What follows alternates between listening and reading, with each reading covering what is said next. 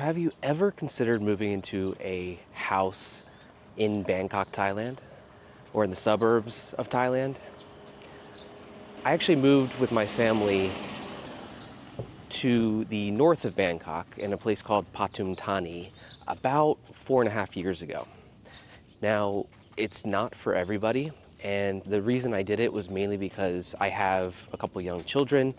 My wife is Thai, so we're able to make a purchase and get a mortgage and things like this. But I think there are plenty of people in similar situations to me. Maybe you just recently had kids and wondering whether or not it's worth it to purchase a house here. And again, just a reminder, foreigners can't own land, so this would mainly be applicable to individuals with a Thai wife or a Thai husband that can make the purchase, and you have to make sure that makes sense for you. Obviously, if you don't have a secure relationship and you purchase a house here, that can be a big risk. I'm just going to share my situation and some of the pros and cons that I've experienced moving out to the suburbs.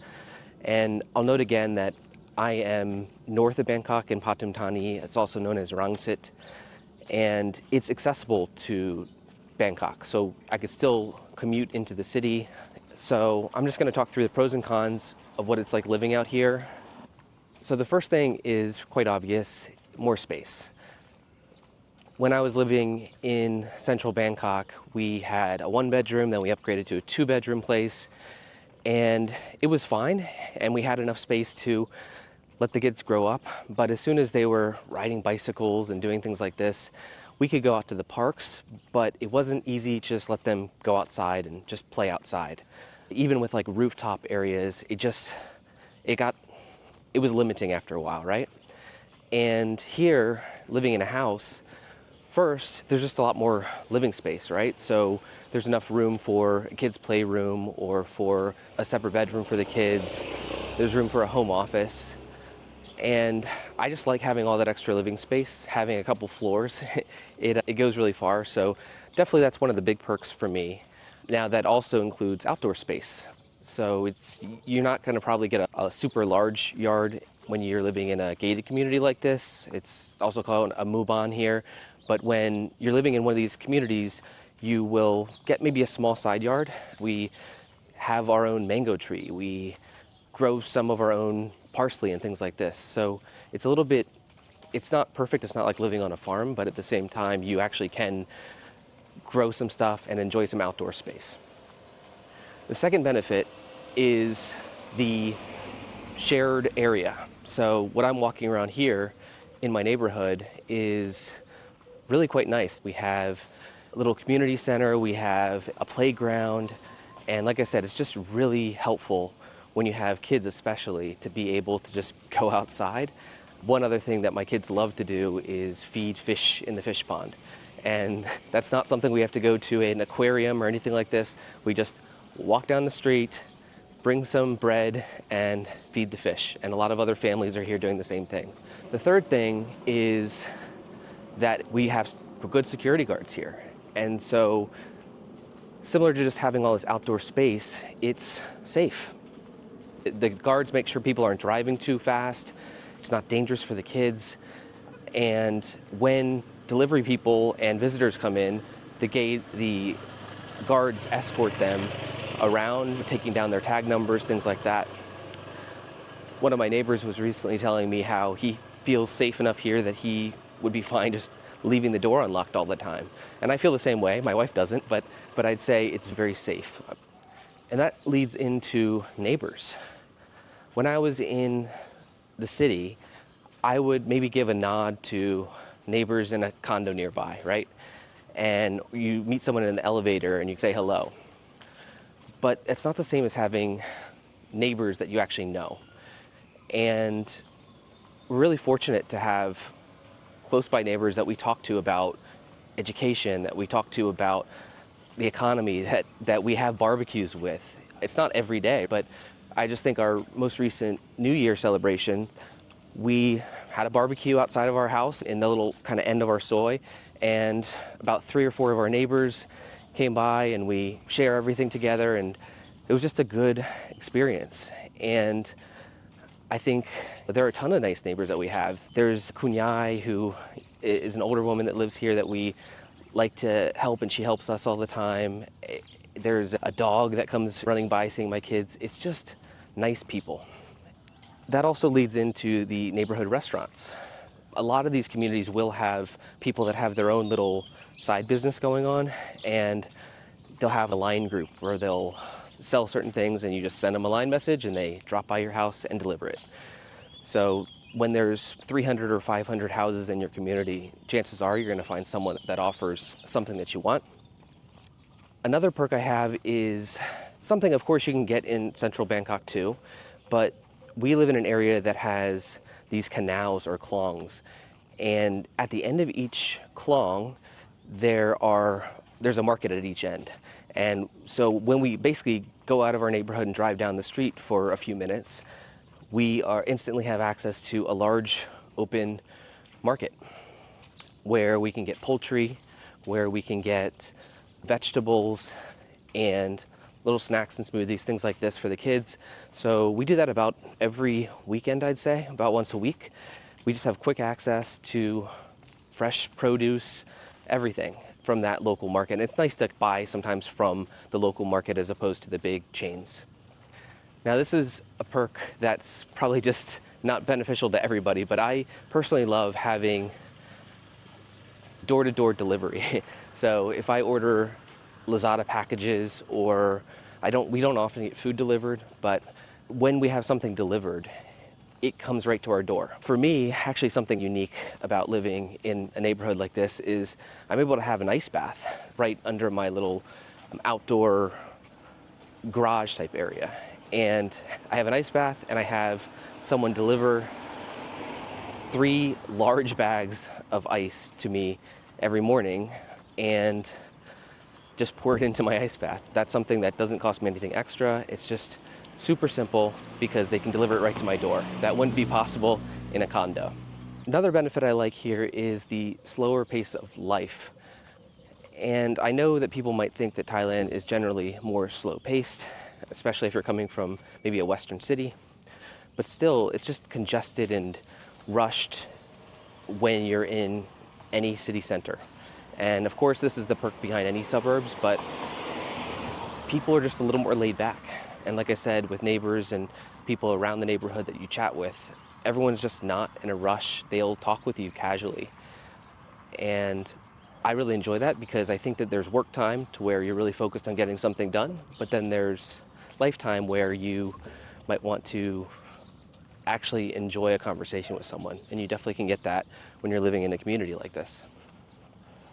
Another perk is being nearby schools and affordable schools. So living up in the north here, there are good schools nearby, and my daughter just got picked up this morning with a van that went straight to her school, and it's about 30 minutes away, but there are other options that are even closer.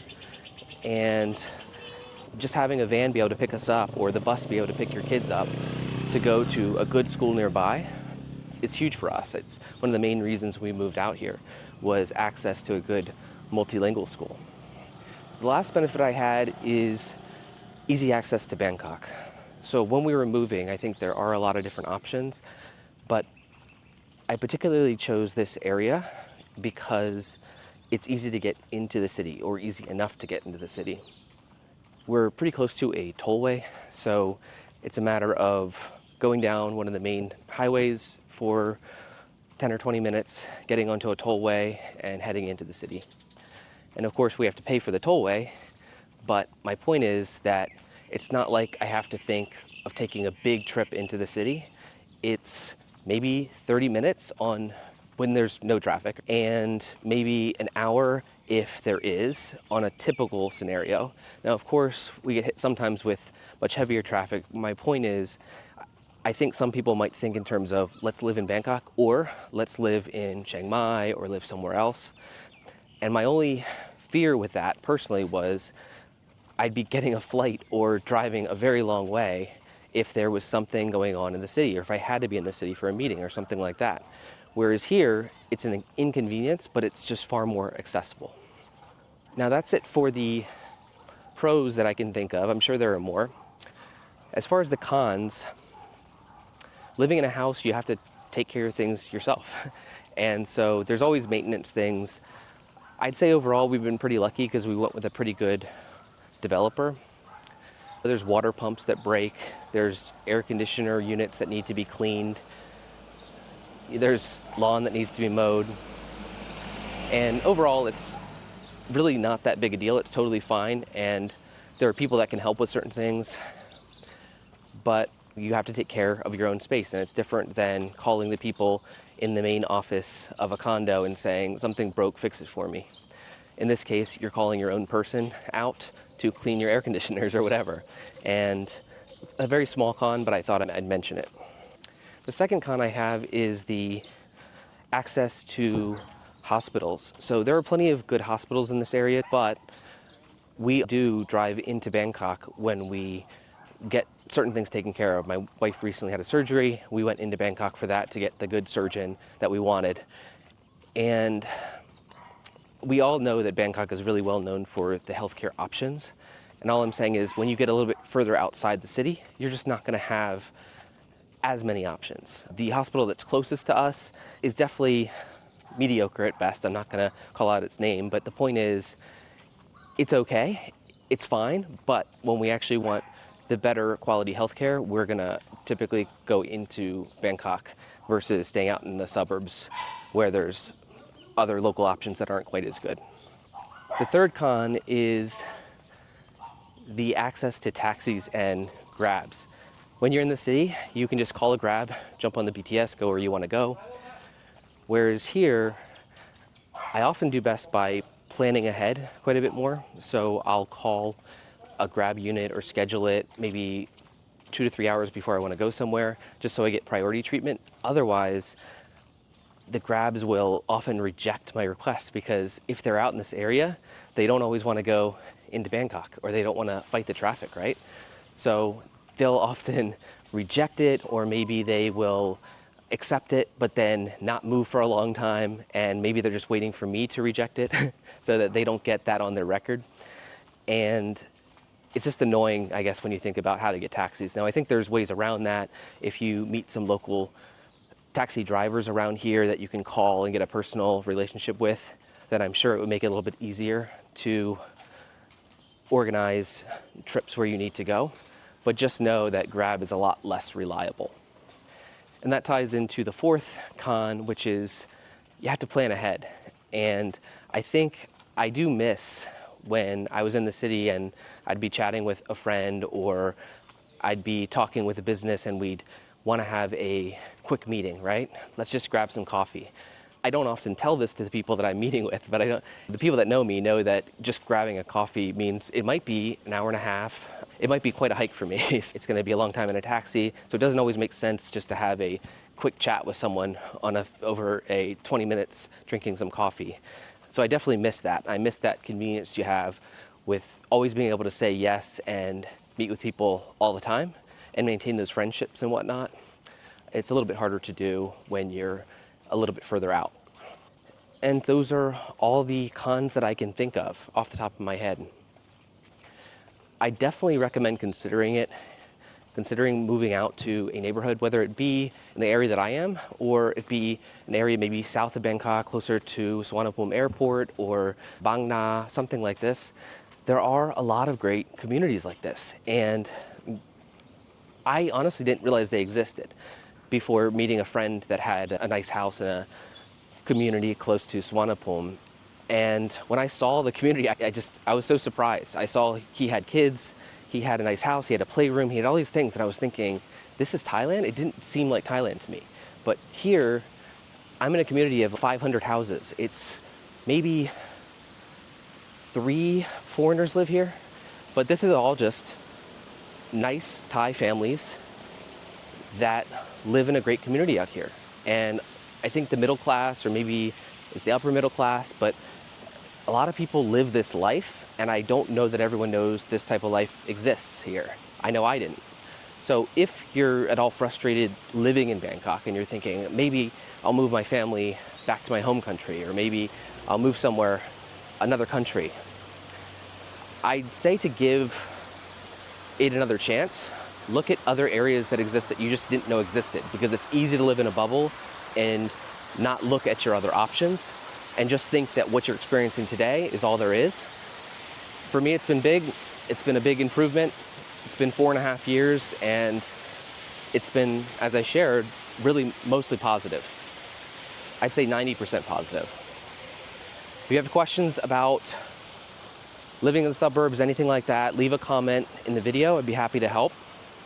I'm not a real estate agent. I don't have specific recommendations, but I could certainly give you my guidance or give you some tips if it's something that you're considering.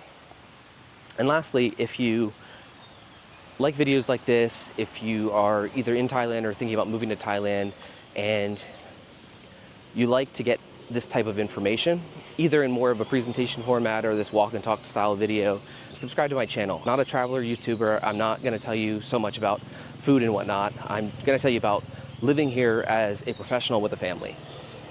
I don't make money off this. I'm a business owner here, and I just like to share things with other people. So, like I said, subscribe if that's the sort of thing that you like. And I want to thank you for taking the time today and making it to the end. All right, bye for now.